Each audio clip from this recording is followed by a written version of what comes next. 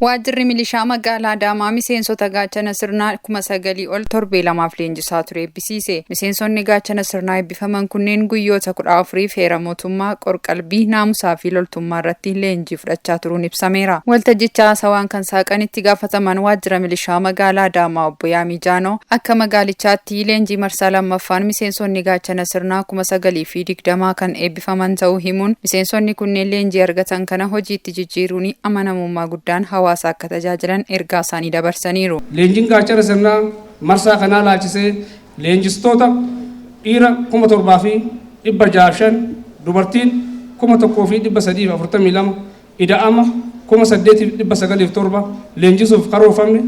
Leenjicha irratti raawwiin dhiira 7,615 dubartiin 1,405 ida'ama 9,020 karaa gahumsa qabuun leenjisee eebba guyyaa har'aatiif qopheessitee jirra. Kantiibaan magaalaa Adaamaa obbo Hiluu Jaldee nagaa fi tasgabbiin jiraatee magaalaa keenya keessatti misoomni amansiisaan akka jiraatuu fi gaheen qaamolee nageenyaa olaanaadha jechuun kanaaf miseensonni gaachana sirnaa eebbifamtan kunneen hojii amma hojjettan caalaatti gabbisuun iddoo bobbisiniif kennametti hawaasa waliin qindaa'uun naamusa guddaan tajaajiluu qabdu jechuun dhaamaniiru. Inni jalqabaa fakkeenyummaan keessan naamusaan fakkeenya akka taatan adaraa isiniin jechuun barbaada.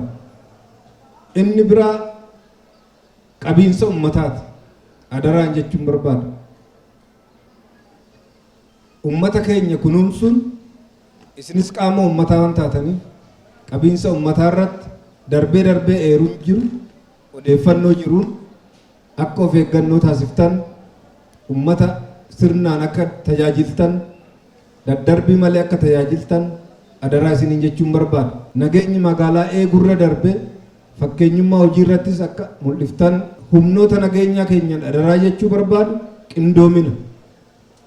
Qindoomina keessoo, qindoomina milishaa waliin jiru, qindoomina tajaajila poolisii hawaasaa waliin jiru, qindoomina poolisii idilee fi humnoota nageenyaa federaalaa waliin jiru cimsuudhaan irra caalaa ollaa keessan nagaa gootanii irra caalaa seera alummaa kamuu mirkanee ittisuudhaan Adaamaan fakkii jijjiiramaa akka taatu, Adaamaan fakkii misoomaa akka taatu, Adaamaan tasgabbiin hawaasni bahee hojjetee itti galuu danda'u caalmaan gabbachaa akka deemuuf lalisaa akka deemu gochuuf irra caalaa immoo seera alummaa kamuu magaalaa keessatti hin gaggeeffamne akka ta'u akka taasiftan adaraa jechuun barbaada.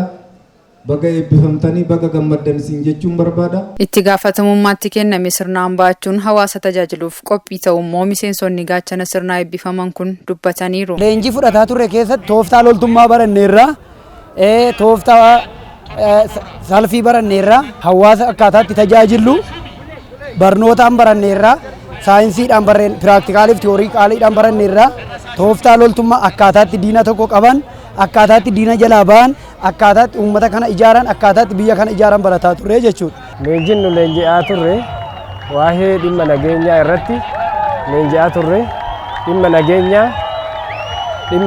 nageenyaa akkaataa biyyattiin nagaa taatee rakkoo kam jalaahu bilisa taatu biyyaa fi mootummaallee cinaa dhaabbanne akkasiin nagaa taatu leenjine kana biyyaa fi mootummaallee bira dhaabbanne akkaataa isiin rakkoo kamirraa bilisa taatu cinaa dhaabbachuun barbaada jechuun barbaada.